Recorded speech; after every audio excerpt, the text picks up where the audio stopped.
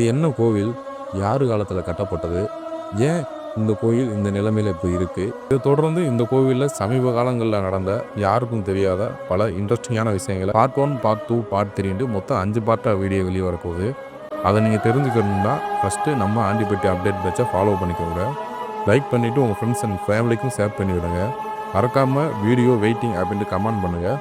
அடுத்த வீடியோவில் இதனோட வரலாறை முழுமையாக பார்க்கலாம்.